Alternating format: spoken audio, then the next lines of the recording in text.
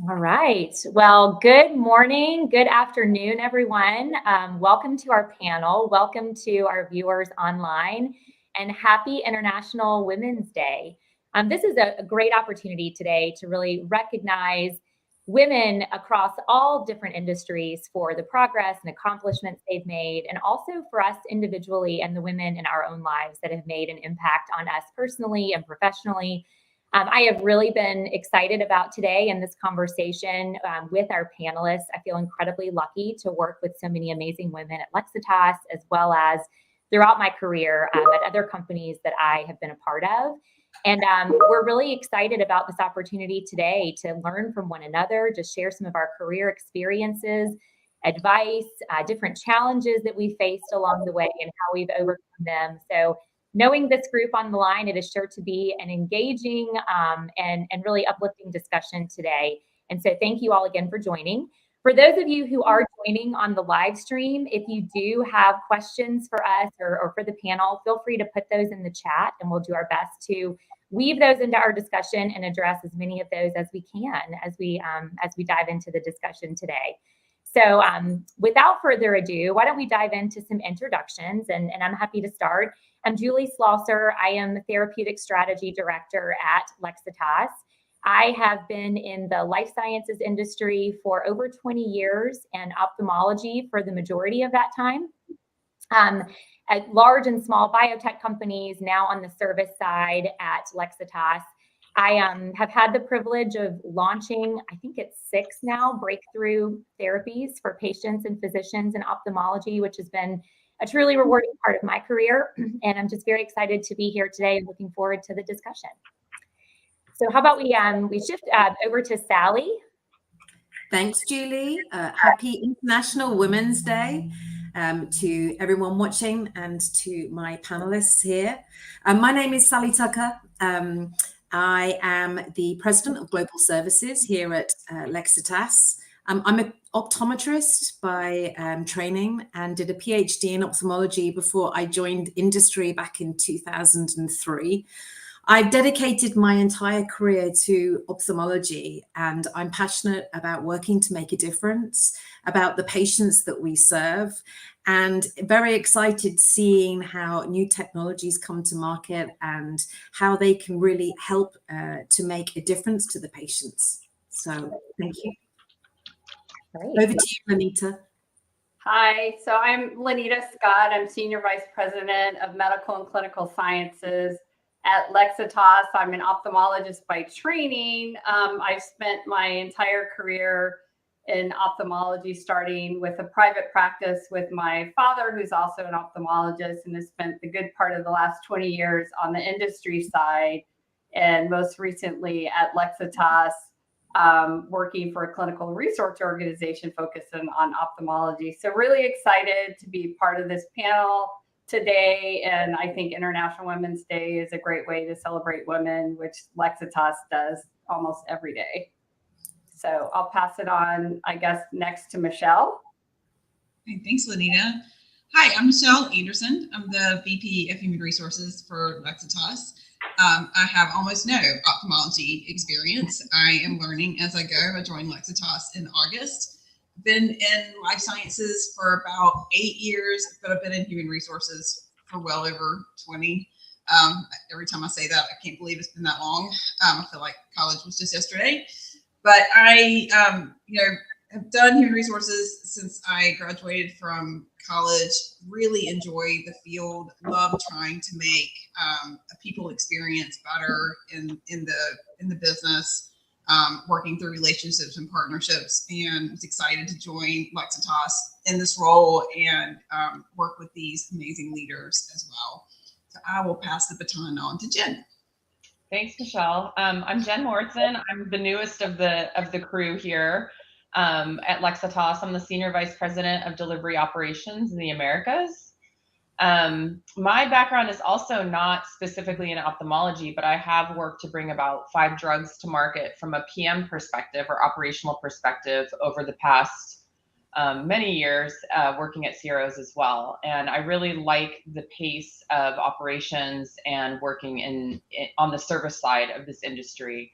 My background's in public health. I have my master's in public health with an emphasis in biostatistics and epidemiology. So I really like the operational efficiency aspect of clinical trials and working with our people and our customers and our patients to bring new drugs to market as quickly as possible. So a little bit about me. Wonderful. Well, why don't we dive right in? And if anyone would like to start and just share how you got started in your career, and specifically, if anyone wants to talk about getting into life sciences, that may be of interest to some of our listeners as well. I'll open it up to the group. I'm happy to go. You go, Sally.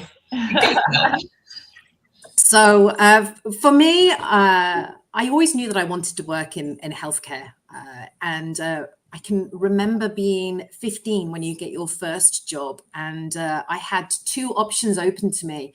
I could have gone and worked in our local supermarket to stack shelves, or I could work in a local old people's home as an auxiliary nurse. And I decided to choose the latter. And that really was the beginning of my journey of knowing that I wanted to work with people, wanted to work with patients, and wanted to make a difference to the community that I work within. And in tandem with that, I have always been interested in the eyes. I remember being 8 and coming home from school and telling my mum that I could see 2 projectors, because it was at the time where you had overhead projectors projecting the hymns at the back of our assembly hall, and I had great fun looking between the left and the right, and I could read the hymn either looking to the left or looking to the right. And my mum said, "Stop lying." And I said, "I'm not lying." And she goes, "Yes, you are." That went on for some time until she eventually took me to an optometrist who shared that I had a fully accommodative squint. And then my mum felt eternally guilty for calling me a liar. My grandfather had type 2 diabetes, and he was a full of life eccentric who loved to throw a party. And he was diagnosed with type 2 diabetes in his 50s. And by the time he got into his 60s, 70s, he lost his vision, and he went from this individual that was the life and soul of the party, that wanted to go out, socialize, to actually becoming very insular. And it changed him, and I saw that firsthand. And then on my other side, I had a grandmother who got glaucoma. So, having all these different eye conditions within my family, people that were so close to me, it made me extremely interested in ophthalmology from an early age. And that's how I chose to go on to do optometry. So I'll go next, Sally. That was a great, interesting story. Having been raised by an ophthalmologist, it's interesting. I just always knew from a young age, probably as early as 3rd grade, that I wanted to be a doctor, and, charted out this path and knew exactly what I was supposed to do at each turn. And then when I got to the middle of medical school, I realized, wait, what kind of doctor am I going to be? I have 2 years to make this decision. And every specialty, I came home and called my dad and told him what I loved. He's like, "Oh, you don't want to do that. You don't want to do that." Finally, when I did, ophthalmology, he's like, "Okay, can I buy loupes? What else do you need?" And, really supportive. But I think I got into ophthalmology for many of the same reasons as my dad. I think it afforded me the opportunity to practice medicine and surgery, and to really have a balanced life. And I think it's kind of important on this International Women's Day to talk about that balance in your career. Is how can you do it all? I had a mom who raised 4 kids and did it all, and she did it seamlessly. It seemed really easy until I became the mom of 1 child, and I was like, how did she do that times 4? I have no idea. So that's kind of what led me into ophthalmology. I did transition in my career after 7 years to the industry side, because I really wanted to make an impact in patient care on a larger scale instead of 1 patient at a time. And, I had the good fortune of my first opportunity in industry being part of a launch team for an amazing product that really impacted patients and changed lives. And that's kind of what led to the next 20 years, staying in on the industry side. So that's a little bit on my background and why I chose this career. Well, I can hit a whole different level here of I didn't have any idea what I wanted to be when I grew up. I love that you guys were so focused, but it took me 7 years to get my undergraduate degree because I took some time off in the middle because I had no idea what I wanted to do. I actually started off in music. I played the piano and I sang, and I started off getting a degree in music. I got my associate's degree. I went on to get my advanced degree and just realized that I just didn't know what that was. And so I took a break. I took about a year or so off. I waited tables, and that's what led me into human resources. So I ended up training and opening up restaurants with the restaurant that I was in. And one of the area directors came up to me. He's like, Michelle, I really think you'd be really good in personnel. That's what it was called, kind of back then. He's like, but you really need to go back and get your degree, and then maybe we can talk about bringing you into the home office. And so I looked into it. I talked to a family friend who was head of human resources at the time for Sara Lee. And, he was like, Michelle, people aren't going to like you. Like, it's not a field that you go into. People run for me. That was textile industry. It was during a time when there were a lot of layoffs. He was like, but, it's been a great career for me and I really enjoy it.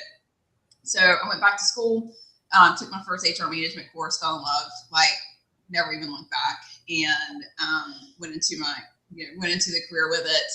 I spent my first 16 years working in government contracts. So I was working with a lot of engineers and statisticians, PhD level people who work we did contracts for DOD and DARPA and things like that. And then landed into medical device and got into life sciences because somebody reached out to me about a job that looked interesting. And I can't imagine working for a different industry now. There's just the amount of passion that you see in the employees for what we do, the reason that you get out of bed every morning to work long hours is because somebody's life might be changed because of what you do. And while I'm not directly involved in the science, I get to see the excitement on the people that get to be involved in it every day. I just can't imagine working for a different field. And so when I got the call from Lexitas to come be part of this, I was like, this is cool. I've never done anything. I couldn't even say ophthalmology. I can't spell it still. Sometimes I have to look up spell check, but I'm learning and it's really exciting. And it's just fun to be involved in a brand new way. That's me, something different. So maybe I think another interesting topic that we could dive in on is what's something that really propelled you forward in your career, and just reflecting on your journey, something that really made an impact in the progression of your career trajectory. And I can start on this one. When I was early in my career, and I can relate to what Lenita was talking about becoming a mom, and I spent about a year trying to figure out how to get out of my career before I really leaned into it. And I can reflect back on that time. I have twin girls. They're 16 now, so I'm dating myself. But it was a really tough transition for me. I was in a job that I loved and became a young mom. And I didn't really understand how I was going to juggle it all. My husband had been incredibly supportive of my career, but my mom stayed home with me. So I think that feeling of just, did I need to make a choice to fully embrace my career or stay at home with my kids? I felt a lot of guilt, and I really struggled during that season. And like I said, I spent the better part of a year trying to figure out how to get out of my career. And what that really showed me after that journey that I went on, I realized how much I loved what I did, and that I really enjoyed the career that I had. I was similar to Lenita. We were actually at the same company at the time. I was launching Lexitas. I loved it. I also became incredibly grateful of the job that I had and how it provided for my family. And I had some amazing women around me that I saw how they were balancing both. And I really leaned into those relationships and realized that it's impossible to be perfect at everything, but I don't have to choose one or the other. And that really propelled me forward in every way, just to lean into my career. And since then, I have really continued to surround myself by other women that that are trying to balance the same things that I am. And it's been awesome to see, even with my girls, that they're excited about what they may do in their career, and being able to see how you can do both if that's what you choose. But I think that was a really pivotal moment for me.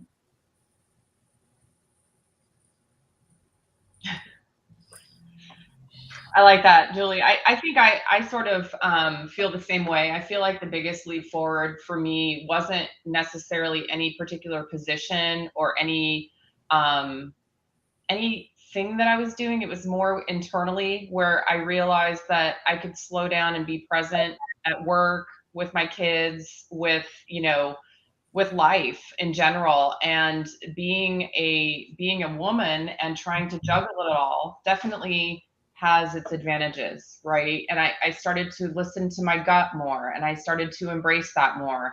And I think that was the biggest turning point for me as well, is to lean in and just kind of, really enjoy what I was doing, not look ahead too far, really just be present with my teams and with what I was working on and with my family and everything that was going on in my life.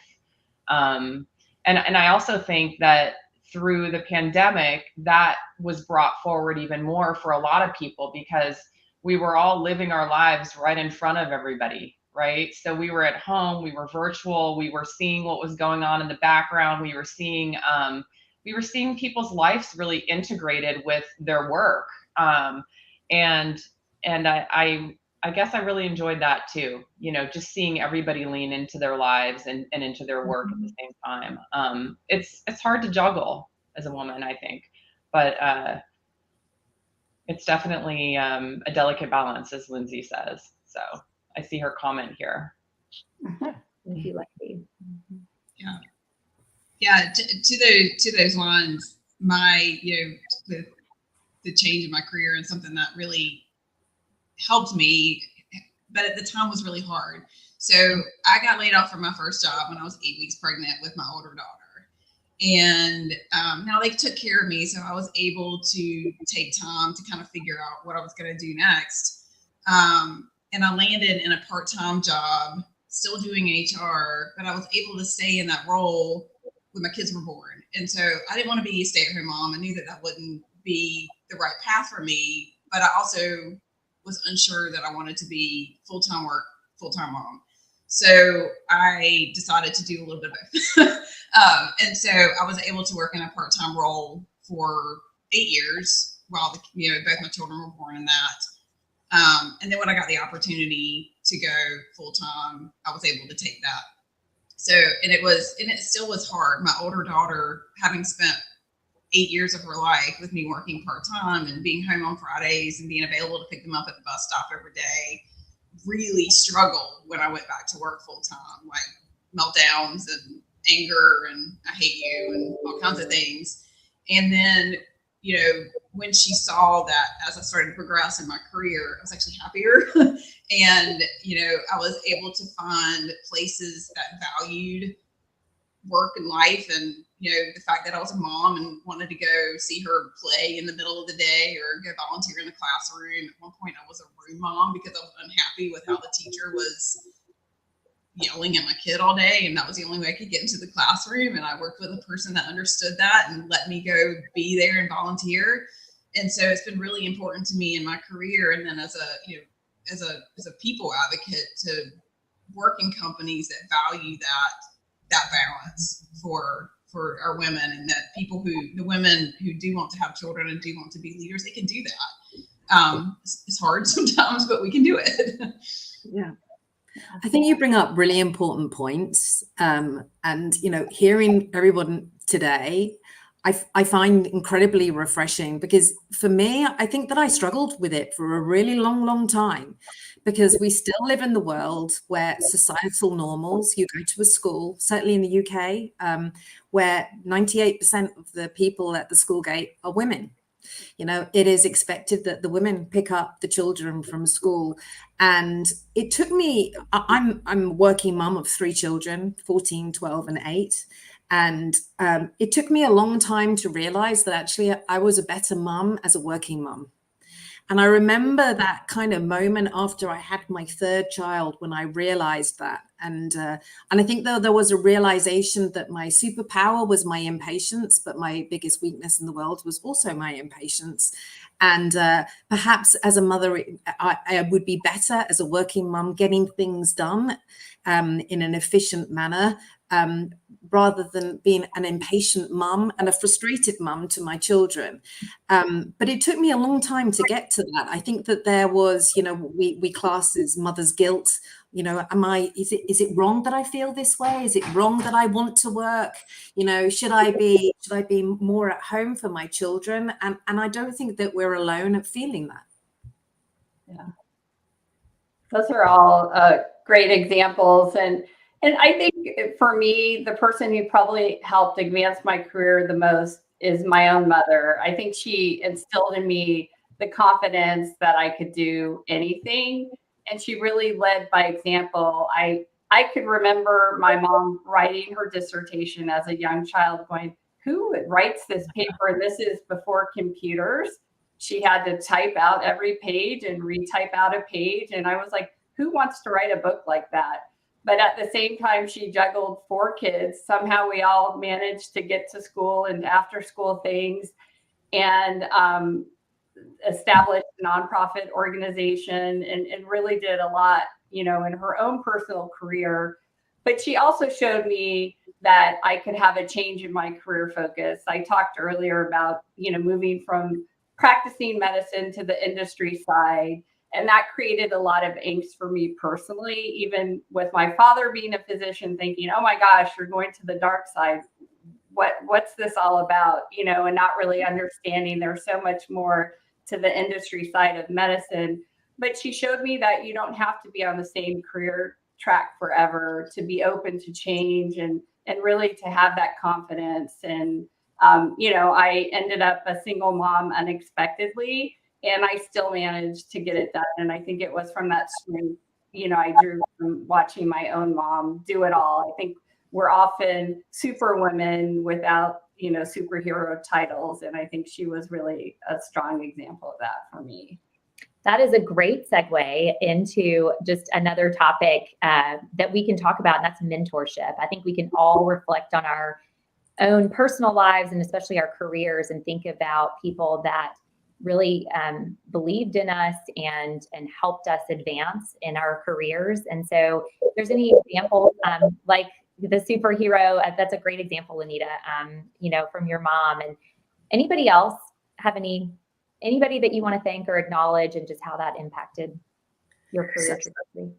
I'm really lucky to have had lots of amazing people feature in my life who have, provided me with mentorship, guidance, support. But there is one call out that I want to make, and it is my PhD supervisor. I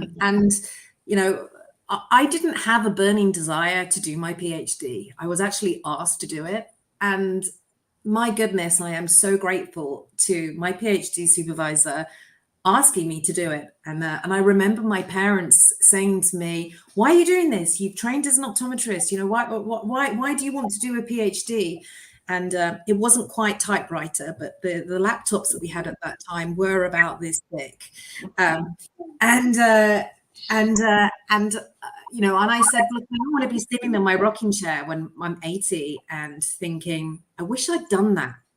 I wish I hadn't said no. I want to if anything, look back and think, thank goodness I did do that. And if I didn't need to do that, think, well, I needn't have done that, but I did do it. However, I see my PhD was, as a real pivotal moment in my career where I realized that, the excitement I felt back then doing my PhD, which was, in pathological and physiological ocular flow characteristics, and thinking about the research that I would do, and perhaps naively thinking, maybe this is going to make a real difference. Maybe I'll find the cure for glaucoma. I didn't. But having that hope is what keeps me going each day. It's the thing that gets me out of bed, hoping that in our lifetime that we will see something that will make a real difference. So I want to acknowledge and thank Professor Sarah Hoskin, who is a dear friend to this day, and I'm looking forward to seeing you in Rome in June. And if it wasn't for her, I wouldn't have done my PhD. And she's remained a mentor and friend to me to this day, and I appreciate her very, very much. I can chime in.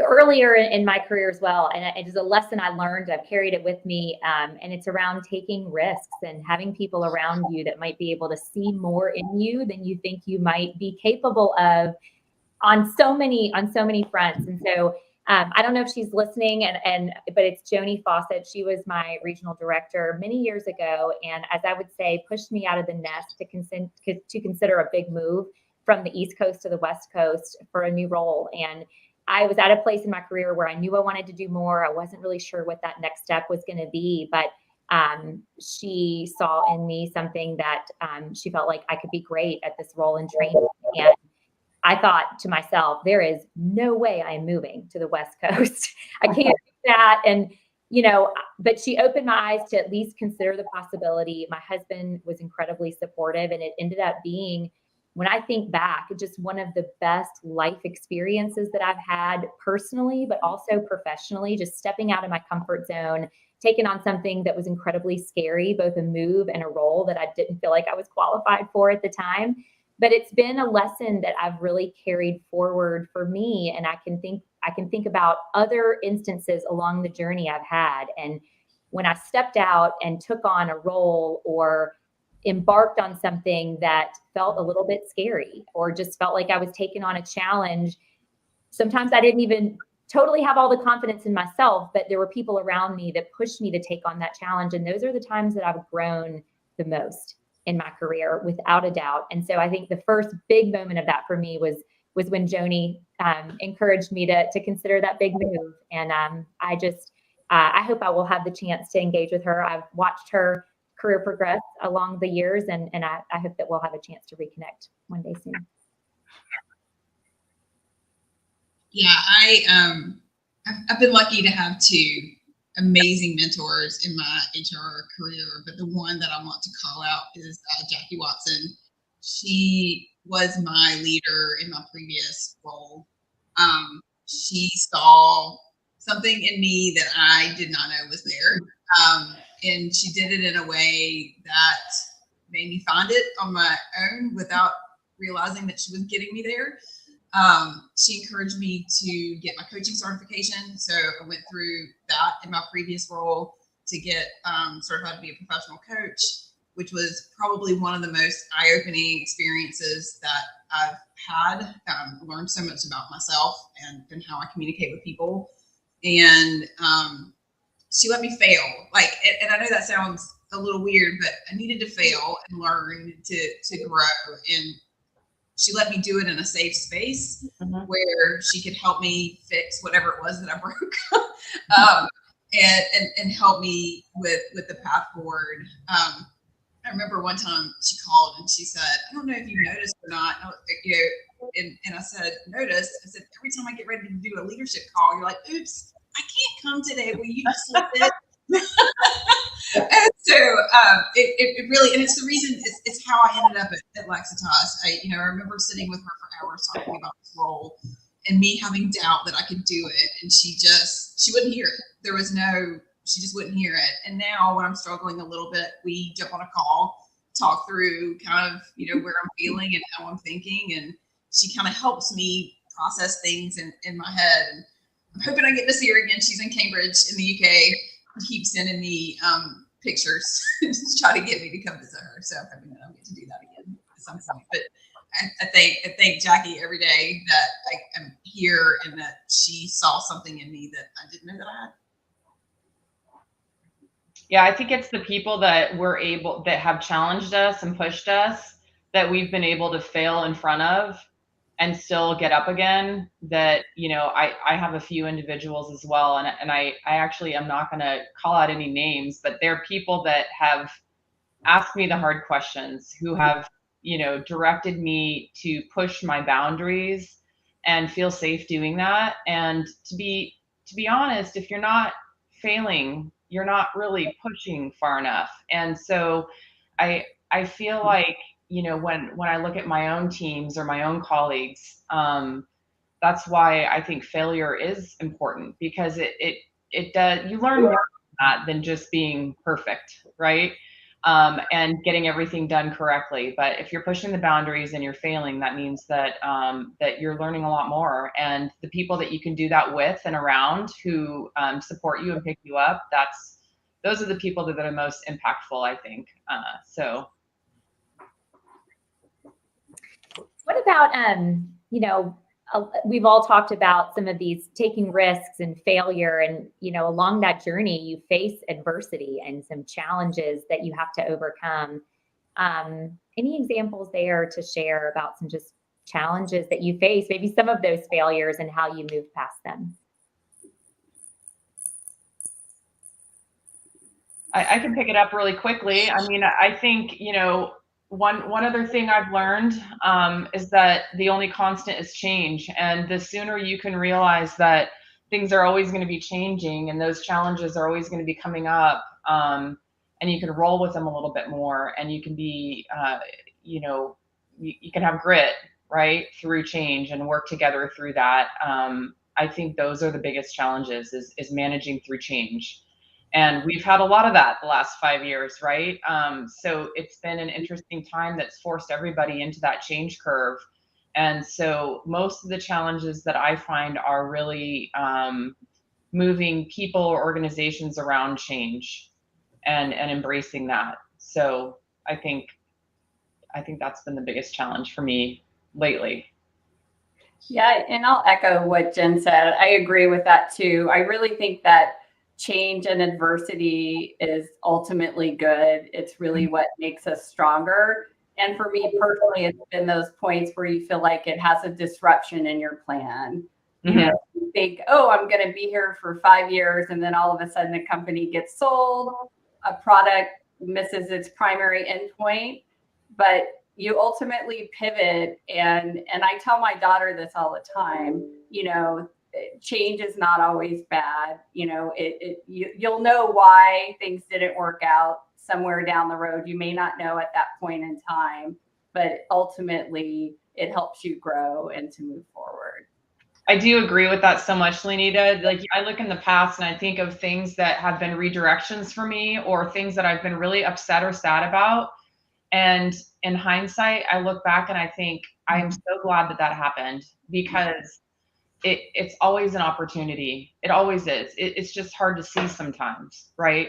Yeah, I that's an amazing sentiment. And I think that ultimately as well, we live in a world with, you know, expectations and societal norms. And I did touch upon this earlier on. And, you know, ultimately it means that, you know, especially with social media, where we have that kind of thought process of, that's what's expected. And if it's not perfect, and I've got a lovely poster up or a picture up in our house, which I take the kids to, and where it says, the greatest illusion in life is that life is perfect, and life isn't perfect. And I think accepting that and actually seeing that every obstacle, every change, you know, everything that's happened in my life, every obstacle that I've come, it's made me a stronger person. It's meant that I've learned through every change that has occurred, and has helped to scope the person that I have. And therefore, there needs to be an element of embracing that and knowing that you're becoming stronger as an individual and can provide more value to the position that you're in. Yeah. I think, I know I struggle at times, and just with that idea of perfection and just trying to live up to that, because it's not realistic that things are going to be perfect, or that I'm going to be perfect at everything in every aspect of our life. It is impossible to do. But I think that one of the ways that I've learned to deal with that over time is just prioritization, and just being able to try to ruthlessly prioritize in work, in a personal life, on the things that really matter the most. Because I have been on the verge of burnout before. Many of us may have been there, where you're trying to do it all, and it's really hard. But making time and carving out the time for things that you don't get a do-over on that really matter in your personal life, but also with work. I mean, I think with technology, I remember the days of where, I mean, you had one voicemail call during the day when you were on the road in sales, you know, and now we are constantly connected, and it's difficult to keep up. So I think that prioritization skill and trying to use that to overcome some of those challenges has really helped me a lot. And also understanding that change is part of life. So nothing is static. You know, it's the yin and yang of life. You have the happy times, you have the sad times, you have the hard times, you have the easy times, but it balances out. And knowing nothing is going to stay forever, I think, is also a positive way of thinking about it. Yeah. I think with this discussion, I think about this opportunity just to pay it forward, you know, all these things that we've learned over the years, and an opportunity in a forum like this to share. And it's so great seeing the comments too coming in from the chat that these topics really resonate with people. I don't feel like we have a chance to talk about these as often as we should. Any just final thoughts from the group on advice or just wisdom that you've gained over the years that you would want to share, that you feel like have really helped you chart your career journey, but even helped you in your personal life? I'll start, because I'm looking at the comments and I'm thinking it's so nice to have these discussions, because I think sometimes we all are feeling the same thing, but we don't express it. And it's nice to feel like you're kind of in the same boat with everybody. But I guess my advice is to continue to be real and vulnerable to people. And growth in general is not linear. You know, enjoy where you are, enjoy what you're doing, and know that the more you learn, the less you're going to know. Meaning, like, you learn more and more and more, and then you realize how little you actually know about something. So continue to be curious and open and vulnerable and real. And I'll extend on that. I mean, I think that the greatest gift that we have is to learn and to grow. And I think that fear is a good thing as well. When you feel fear, it means that you're alive. It means that you're stretching yourself. It means that you're pushing yourself. You know, this can be in many aspects. I think the greatest fear that I ever felt was jumping out of a plane last April, which I did to support my children's school. I can't be there at every Wow. event, but when I do it big. And you know, feeling that fear, it can be a good thing. You know, it means that you're stretching yourself. It means you're pushing yourself. And the more you push yourself, the more you'll learn, and the more you can contribute to what you're working towards. Yeah. I'll say take chances. Don't be afraid to take a chance. And I say also that there's really no defined path in your career. Be open to change, and change is always possible. Don't ever feel that you're in a rut. You can make a change and make yourself vulnerable. And I also think, you know, as International Women's Day, it's important that as women that we stand up for each other, that we help each other, and that you look around and make sure that it's inclusive. Look at who's at the table. Make sure you feel you're contributing to that, and don't be afraid to speak up. Yeah. So. Mine would be, my advice is around leveraging your network. I think it is such a powerful resource, is the people around you, the people that you meet along the journey. Just this week, I have spoken with a few people that I've known for over 20 years that I worked with earlier in my career, and we've stayed in touch. And some of you have probably heard it, but that statistic on 85% of jobs that people oftentimes move into are from people that they know in their network. And I have found that to be true in my own life. But the people that are around you, they matter. And the opportunity to pay it forward also, you know, I think about connections that people made for me, introductions that they made for me, and the opportunity for me to do that for them, to pick up the phone, to provide advice and be an ear when somebody needs it. You just never know when those relationships are going to come back around. And I think LinkedIn, I mean, we're on LinkedIn Live today. This is an amazing resource just to stay connected and see where people are going and share thoughts and ideas. So my advice would be on embrace your network. and don't miss opportunities to stay connected with others and pay it forward with those connections. Yes, great advice, Julie. And just to add, the biggest realization for me as I progressed, two things actually. One, we're just people. So I remember being early in my career in the CEO walking by or some head of something and me thinking, oh gosh, I can't speak to them. They're up here and they don't want to talk to just me. They're people. They have the same fears and the same worries and the same maybe even thought processes that everybody else does. We don't know the answers to everything. I got an email yesterday and I stared at it for a little bit. I was like, I don't know how to answer this. I'm going to have to sit and think about it, maybe ask somebody for help. And that's okay. It's not an expectation that we know everything and that we have it all together. We don't. At least I don't. But take the chance, take the risk, because the reward could be amazing.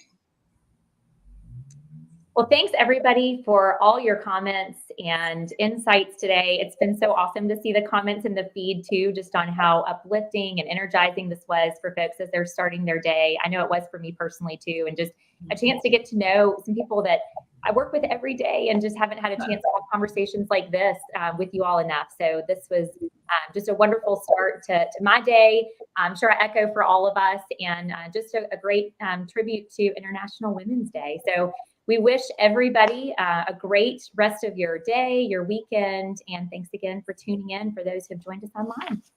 We'll see you soon. Really, thanks everyone. Thank you. Bye. Bye. Bye.